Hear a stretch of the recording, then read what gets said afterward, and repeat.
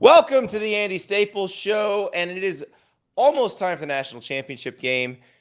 And I realize that the casual college football fan may not be as interested in a rematch of two SEC teams in the national title game as, say, somebody who watches the SEC all year.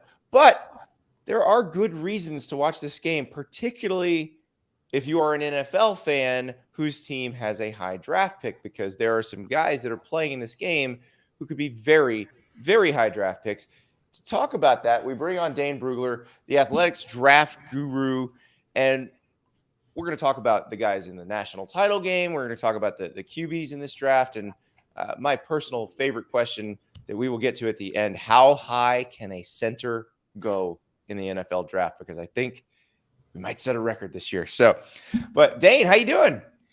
I'm good, Andy. How are you? How's the new year treating you?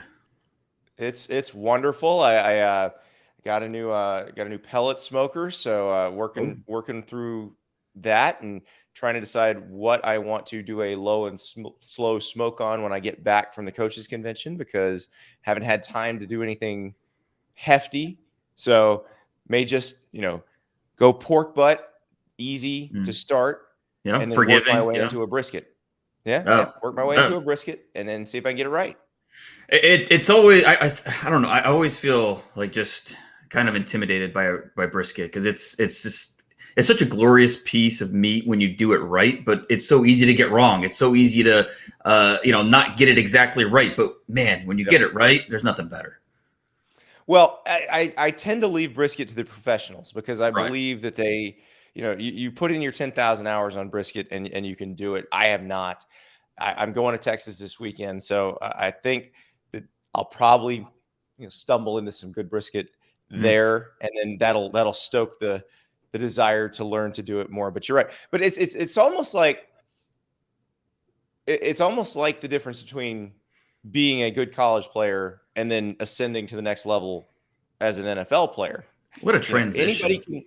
Oh yeah, look at that. But yeah, anybody can do a pork butt. Pretty much anybody can do spare ribs, but it's when you can do the brisket that you're truly in the elite. And so let's talk about that, because we've got the two best teams in college football, inarguably the two most talented teams in college football, and probably the two teams most loaded with draft prospects. And there are guys that we're going to be talking about in the first round that are playing. And I guess the best place to start is the Georgia D-line. Jordan Davis was a guy who got a lot of conversation this year. And we talked about him, could he be a Heisman candidate? And then people are like, wait, he doesn't play every play. And I'm like, yeah, he's 330 pounds. Of course he doesn't play every play. But for an NFL team, like, where does a guy like him fit? Is he a nose in a 3-4? Can he be that big one technique, a jumbo size version of the one technique tackle in a four-man front? Is he pretty much on the board for anybody right now? Yeah, I mean he's scheme proof. He at 6'6", 360. The way that they use him, he has quickness from the backside, so he's going to chase down runs. He's going to create those 10-car pileups on the line of scrimmage and eliminate some of those run lanes on the interior. He's not going to. There's not going to be a scheme where you're going to say, "Hey, he's just not a fit for us." So they're going to be able to use him. Now, I do think that there will be some schemes that say he wouldn't be as valuable to us relative to drafting him in the top 20 picks. That's going to be an interesting conversation. And I mean, you mentioned it, how being in the Heisman conversation, but averaging 22 snaps a game. I mean, that's something that it helps keep him fresh. It helps. You have to look at the total impact of what he's going to make for your football team, and he's going to impact it in the run game. There's no question about it. But does he give you anything on in passing situations? Can he be a pass rusher, or is he just a pusher? And he's more of just a pusher, and that's okay. There's obviously he's going to play a valuable role at the next level, but where you draft him is going to be an interesting conversation. And I think the answer will be different from team to team based off the scheme and what they prioritize and what exactly they're looking for. But, obviously a good player. And, before the national title game every year, what I do an article, so athletic subscribers can look for it later this week, where I rank the top players on both teams in the game. And usually I start off, I say, okay, I'm going to do the top 25. But then, after I start ranking these guys, it's like, okay, I got to extend it to 30. All right, now I got to extend it to 40 because there's just so many good players. 2 years ago, LSU Clemson, I had no choice but to extend it. Last year, Alabama Ohio State, same type of deal. I mean, probably over the last 15 years, the two biggest producers of NFL talent right there. This year, yeah, you mentioned it, Alabama, Georgia, no two teams have more 4- and 5-star guys on their rosters. And a lot of times that translates to NFL talent. It's no different with this group. So Georgia has a legitimate chance to match, maybe even set the record for total draft picks this upcoming draft. The record's 14. Ohio State did it shortly after that national title game or national title win back in 02-03, and then LSU did it 2 years ago. So let's just looking at it. You mentioned the defensive line: Travon Walker, Jordan Davis, Devontae Wyatt. 3 easy draft picks right there, assuming Travon Walker declares. At linebacker, Quay Walker, Channing Tindall, both seniors, both are draftable. Fair assumption to Kobe Dean, he's going to come out. Yeah. He's going to be in that first-round mix. That's 3, so that's 6 right there. In the secondary, DK Kendrick, easy starting talent. As long as the character checks out, he's going to be drafted. And then free safety Lewis Sign, he's going to come out. He's going to be drafted. So that's 8 so far. We're more than halfway there. Salyer on left tackle. Salyer at left tackle. Justin Schaefer at left guard. 2 draft picks off that offensive line. The backfield, James Cook and Zamir White, both seniors. Cook's a senior. Zamir White, assuming he declares, both draftable players. So that's up to what, 12? So we need two more to get the record, or to match the record. Nolan Smith at linebacker. I think he's on the fence about coming out. If he does, easy draft pick. And then George Pickens, what's he going to do? Coming off the ACL injury, he's a big-time talent. We don't know how much we're going to see of him in the national title game. But if he's 100%, it would not be a total shock if he declared. So, there are other guys we can talk about, but that's the path to 14 right there, and that matches the record. So George is just absolutely loaded. Yeah, and that is why they are here and why they're in the mix with Alabama. Alabama, we've argued on the college side that this is one of Nick Saban's better coaching jobs. This may not be necessarily his most stacked team. That said, there are still elite prospects on this team. I wanted to start with Evan Neal. I'm assuming Evan Neal will be the highest drafted 2022 draft pick in this game. I think that's a fair call. I'm a big Travon Walker fan. I think he's being underrated. I think that it wouldn't shock me if Walker maybe inches his way up as we get closer and closer, just because he's 6'5", 275, and Georgia has no problem dropping him in space and using him as a linebacker. He has that type of athleticism.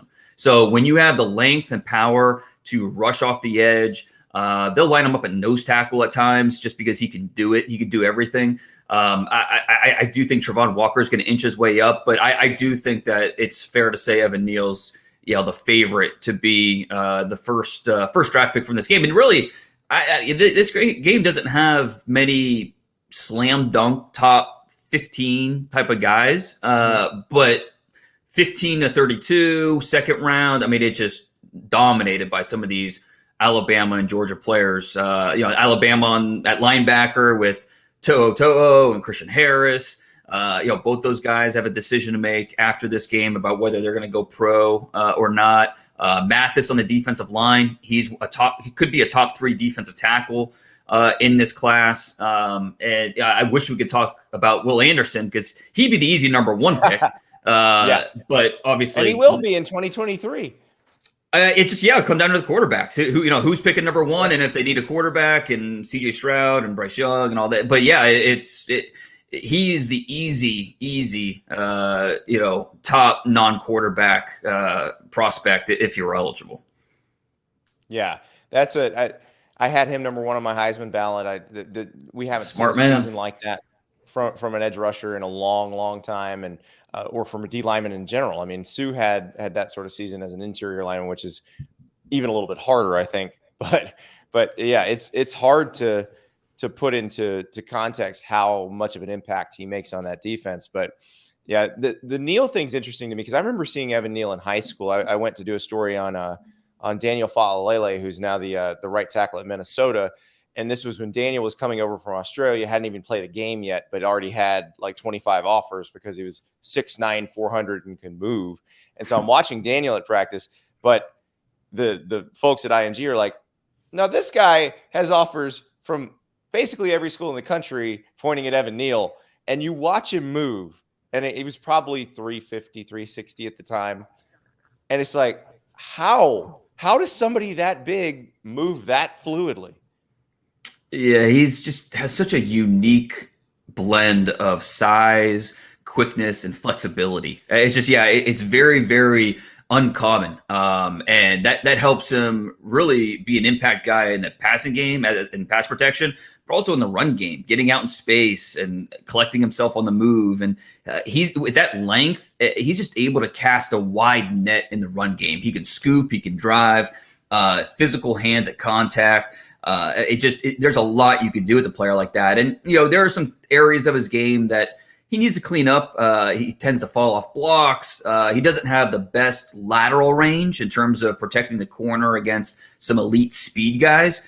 But, he's a guy that has a lot of the tools to be a long-term NFL starter. And I tell you what, he's done a nice job at left tackle. I think, and there's something to be said about, okay, he's been in Tuscaloosa 3 years. 3 years, he started at 3 different positions. At first at guard, then at right tackle, now at left tackle. So he brings there's no projection in terms of versatility. He has proven it that he can play inside, can play outside, can play left tackle, right tackle. There's a little bit of, maybe a little more coordinated version of like an Orlando Brown, that type of player. So, he's going to be in the mix to be not even the first offensive lineman drafted, but maybe even the first offensive player drafted. I mean, he is in that mix. But I will say he's, Ike Ekwonu from NC State, Charles Cross from Mississippi State.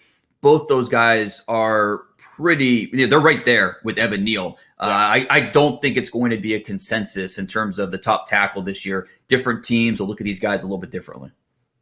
Well, it feels like the top 5 or 6 picks could go a bunch of different ways because there's not that quarterback there.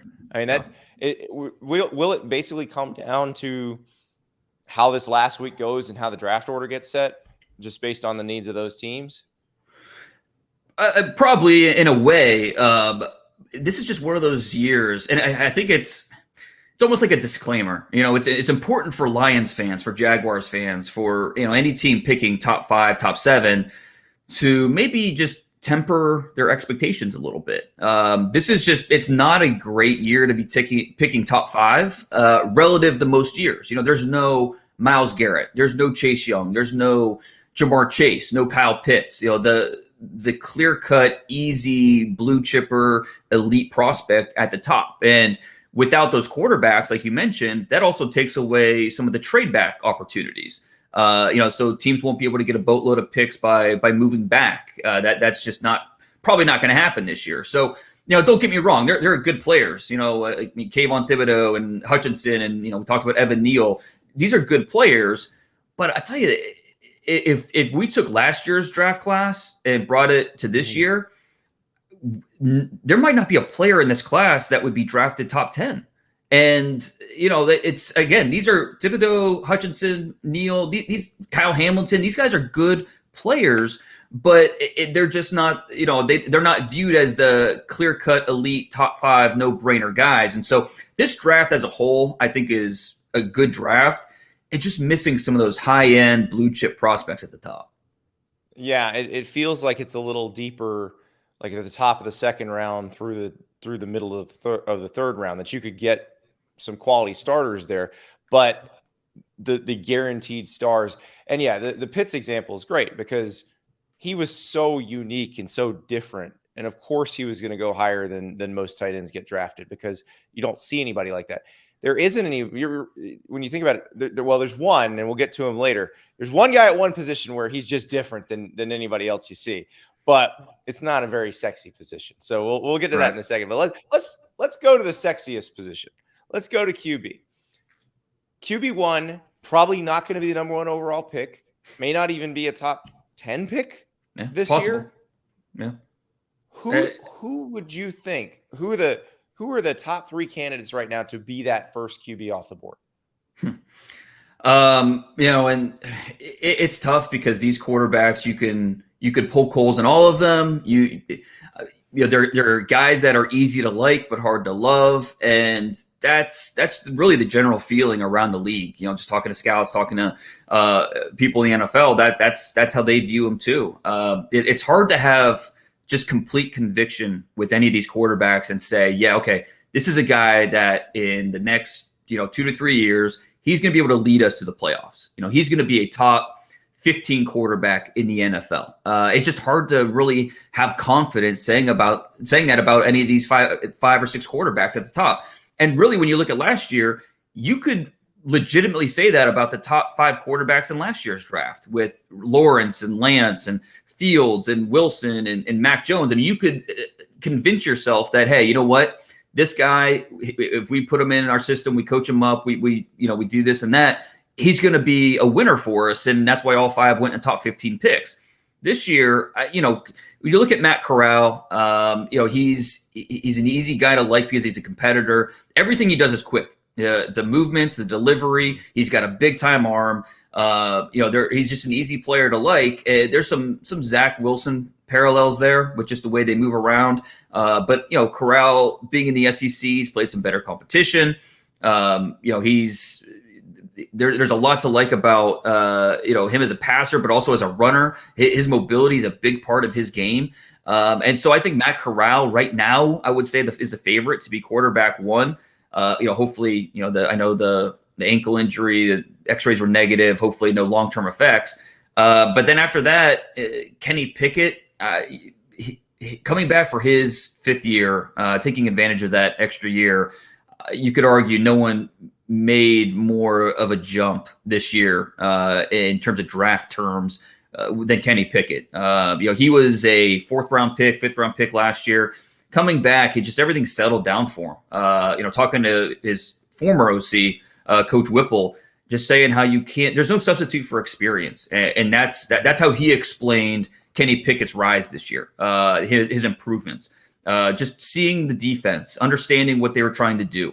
Everything's slowing down for him. And I think on a lot of levels, that's what happened. His accuracy from different platforms, that's going to translate to the next level. He doesn't have the most explosive arm. He doesn't have, a lot of the physical traits are good, just not great. It's kind of in that Joe Burrow realm in terms of just the physical tools. Joe Burrow is a special quarterback because obviously he's so good with his mind. Kenny Pickett's not quite on that level, but he's, they live on the same street. So for Pickett, where do you feel comfortable drafting a player like that? For some teams, that could be top 15. Other teams that they'll have 2nd round grades on them. So I would say Corral, Pickett, and then the 3rd quarterback. Malik Willis is an exciting player. Desmond Ridder has done so much. He's got the resume. But I'll say Sam Howell, and that's what I was going to ask you about, because Howell had an interesting year where they couldn't run the ball that well. He ends up being one of their better. He's their 2nd leading rusher. If you back out sacks, he might have been over 1,000 yards. He was. He had 700-yard games this year. If you take away the lost sack yardage, which is, crazy when you think about it.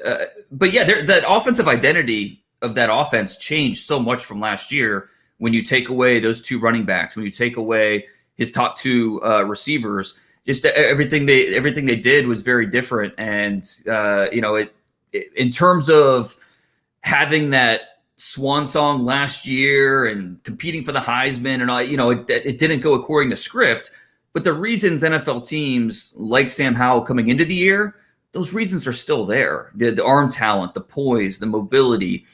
He might be the best, might have the best deep ball in this class. So with Sam Howell, there's still a lot of reasons to be optimistic about what he's going to be at the next level. And look, if there's anything we know, it's just the NFL quarterback desperation is a real thing. So even though this isn't the best quarterback class, there's going to be quarterbacks drafted first round. If you give me an over-under of 2.5, I'm taking the over. In first-round quarterbacks, I'd say there's at least 3. So yeah, Corral, Pickett, Howell. Right now, early January, that's what I would say. But we got the Senior Bowl coming up here, and Sam Howell. I don't know if it's public yet, but I think he's about to accept his Senior Bowl invitation. True junior, but he graduated, so he's eligible. Really, all these quarterbacks will be at the Senior Bowl. Throw Strong in there from Nevada, Malik Willis, Desmond Ridder, Kenny Pickett, Bailey Zappi from Western Kentucky. I mean, he's a draftable player. Really, the only quarterback that won't be able to go is Corral. He is not eligible. So, a lot can change throughout the draft process. And as we know, beauty's in the eye of the beholder. All it takes is one team to fall in love with one of these guys. And, Daniel Jones going top 10 because the Giants fell in love with him at the Senior Bowl. That could happen this year with one of these quarterbacks. So we'll have to wait and see.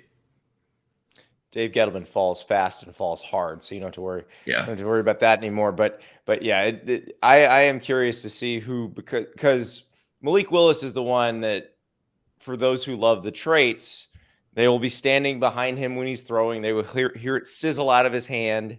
They will watch the kind of wrist flick release and be like, wow. Yeah. But he played in an offense where, you're not reading the whole field. A lot of times the coach is basically telling you where to throw. Mm-hmm. And I hope for some of these guys, because as you pointed out, some of these guys can be good, but if they get thrown in right away, it's probably not going to work. I hope for their sakes that they wind up, maybe a later end of a round pick to a good team that already has a quarterback situation that's fairly settled, and then they can work their way in. Because, I always wonder if Patrick Mahomes doesn't have that first year behind Alex Smith, mm-hmm. is he still Patrick Mahomes now? Well, and I've always wondered, okay, if Pat Mahomes, say, just switch him and Trubisky. So he goes to Chicago and not even just not having that year to sit, but the support system around him, the coaches, working with him, during the week in the quarterback room and bringing him along, and obviously the personnel, his teammates, the talent around him. If you switch Mahomes and Trubisky, what's the trajectory of both their careers? It's a fascinating what if, and it's part of the reason why, the quarterback position, the evaluation part of it it's so tough, because there's so many variables about where these guys are going to end up and how they're going to react to what's thrown at them. So this is a really unsettled quarterback class. So speaking of unsettled, I am 70 miles from Jacksonville, and other than the folks putting the clown with the Shad Khan mustache on their emojis, the biggest question / debate is, who are they going to take number 1 overall? Because I have zero faith in them beating the Colts this week, so I'm slotting them in at the number 1 pick. But you have your Kayvon Thibodeau fans, you have your Aiden Hutchinson fans, and obviously that might not wind up being the debate at number 1, but it feels like it is now, and it's definitely the edge rusher debate. So who do you like best of those two? They're both good players. They win in different ways. I would lean slightly with Hutchinson over Thibodeau, but I don't think there's a big gap between the two. And kind of like we hit on before, I just think it's important for, people to look at these players, and they're not the Bosas. They're not Chase Young. They're just not on that level. When you talk to teams about, okay, Thibodeau, what kind of player do you think he is? What's a comparison? You hear names like Harold Landry and Vic Beasley, and guys that are good players, but they're not the Pro Bowl, no doubt about it, type of guys. Aiden Hutchinson, I do think there are some similarities with the Bosas when you talk about how well they use their hands, some of the quickness off the snap, the motor that they play with. Hutchinson just doesn't have the same type of bend or the arc skills. They're so fluid. And right. And Hutchinson just doesn't have that. But I mean, he obviously wins, and with being with those heavy hands and understanding how to break down the rhythm of blockers. It's just he can win with power in his upper half, but he's also agile. He can move with his lower half as well, so he can find the gap and disrupt the backfield. So not only that, but he's just wired the right way. The competitive play personality, it's all there. He's wired like a Watt. He has that in him, and that's certainly going to help him throughout the process. Thibodeau, not saying he doesn't have that, but just not on the same level. Thibodeau, he understands how to create leverage as a pass rusher. He's really good with his length, his flexibility. He can get underneath guys. There's no question, I think, in this draft, he's a top 5 talent and absolutely should be considered at number 1. I just think there needs to be context there, just for fans to have expectations, not expecting him to come in and be a Myles Garrett or a Chase Young. Jags fans worried about who's going to be the GM right now, but also wait. So you're saying you got the number 1 pick and might get another Kayvon Chaisson? What's going on with this? Yeah, or I mean, but and you look at their team, they, Josh Allen, another top 10 draft pick, and they have not got the pass rush production that they should have, considering the draft capital they've used at the position. So yeah, and Thibodeau is not going to come in and be that the white knight who's going to come in and solve all their problems, but he'll be a good player. He'll come in and be a nice part of that rotation if that's the direction they go. But who knows? Maybe they'll look at the offensive line and they say Evan Neal, he could really be a stabilizing force for us. Or I'm telling you, don't count out Ike Ekwonu. It would not shock me at all if he's offensive tackle 1 for some of these teams. And we're going to hear a lot of fans saying, okay, well, we got to trade back then. Who's moving up? Which team's giving up draft capital to go up and get one of these guys? It's probably not. It's possible. So if a team falls in love with Thibodeau or one of these players, just probably not likely. Yeah, I mean, if you're the Jaguars, at least you let Cam Robinson walk instead of they franchised him, and so instead of giving him a big extension, you let him walk. You use that on a free agent in a position of need, and then you figure out what you want to do. If you want to have Jawan Taylor starting somewhere, or do you do Walker Little and some guy you picked this year? So yeah, it's going to be the teams that are a little more creative that can figure this out. You're right. Get somebody who you feel like is going to play for you for a long time. Well, in this, it's not going to be the big impact. There are 2 defensive backs that I think we should at least mention. Okay. Traditionally, safeties aren't drafted top 5. That's just not really where teams go. But you could make an easy argument that Kyle Hamilton's the most talented player in this draft. You could make that argument, with your eyes closed, and it'd be easy. Now, do you have the defensive scheme and the structure where he's going to, if you draft him that high, he's going to make that type of impact?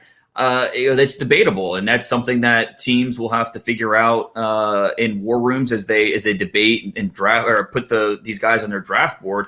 But then also Derek Stingley, who we just haven't seen much of this year because of his injury. But the guy we saw as a freshman, he's still there. That talent didn't go anywhere, and so Derek Stingley should also be in that mix, assuming medicals are okay, interviews are okay, all that. But, I think those are 2 defensive backs that should at least be mentioned at the top as being in that conversation that teams should consider. Let's talk about another guy who probably won't go top 5, but, I don't know. You say there are not a lot of generational talents in this draft, but there might be one. Tyler Linderbaum, the center from Iowa. That's right. If you need a center who can pull and lead on a sweep, this is your man. And he can do just about everything else too. But this is, one of the least sexy positions. It's not drafted in a sexy way. It's rarely considered even for a first round pick, much less a top 10 pick. What makes him so different that he would even be in consideration for that? He's going to be really interesting because, on one hand, you could see him being the first top 10 center we've ever had, at least in the modern era. We've just not had that guy because the talent warrants it. And, like we talked about, it's just not a great year at the top. So would not be hard for a team to talk themselves into Tyler Linderbaum in the top 10. But on the other hand, NFL teams a lot of them are so shackled by some of these size thresholds, and they need to hit this mark with arm length and things like that. And Linderbaum, he's 6'2.5", 290 pounds. He's got shorter arms. That's going to be a problem for some teams. But when you look at the talent, and that might drop him a little bit. It wouldn't shock me if he's drafted, say, 22 overall, because first of all, not everyone needs a center. And the teams that do need a center, they might be, focused on, the lack of size. But if a team picking top 10 needs a center, and I could see him falling in love with this guy, he's a first round player all day. He reminds me a lot of Jason Kelsey because he's so mean, so, has that competitive mentality where he's going to play after the whistle, flexible in his lower body. He can fire out of his stance, redirect, move laterally. His ability to reach block is absurd. He's so good at gaining leverage, sealing blocks. So if you're in a zone scheme, how do you not? Because just to kind of put this in context, what Dane is saying by reach block means person is lined up outside of you. Play is going outside of that person. You must seal off that person for the play that will go further outside. So you've got to get he's starting out outside you, and you got to get outside him. Yeah. And this guy can snap the ball and then do that. Yeah, imagine a 3 technique that's, head up over the B gap, and he's able to, in a fluid motion, snap, explode, and get ahead of that defensive tackle. He does it effortless. I mean, it doesn't look like it's hard for him. And I think in a lot of ways, it's when the Vikings drafted Garrett Bradbury top 20 a couple years ago out of NC State, I think they were hoping it would be a Tyler Linderbaum. I think Tyler Linderbaum can be that type of player. And so especially for a team running that outside zone, Linderbaum's going to be an awfully appealing guy. And look, he's not overpowering. He's not going to be able to just toss Fletcher Cox in the NFL. That's just not going to happen. But he's so good at resetting on the move, being able to reestablish leverage mid-rep, getting the upper hand. So, he's a guy, I think you look at the top 10, a team like the Giants would make a lot of sense. If the Steelers maybe jumble up that offensive line a little bit, move guys around, he could be in the mix there. So there's a lot of teams that are going to be looking at Tyler Linderbaum as, like you said, not the most sexy position, but we're getting a heck of a football player. It's a sexy pick to me, Dane. That's what I want to see. Top 10 center. Make it happen, NFL teams. So that's gonna be my draft night drinking game, I think. Anytime someone says top 10 center, boom. So yeah. we gotta have some way to liven this one up because we don't have the Trevor Lawrence at the top. But I can't wait. It's gonna be fun, and I can't wait to watch the national title game to see which of these guys flashes because it could be anybody. Dane, thank you so much. We're going to bother you a lot more between now and April, and cannot wait for all this. Yeah, looking forward to it. Thanks, man.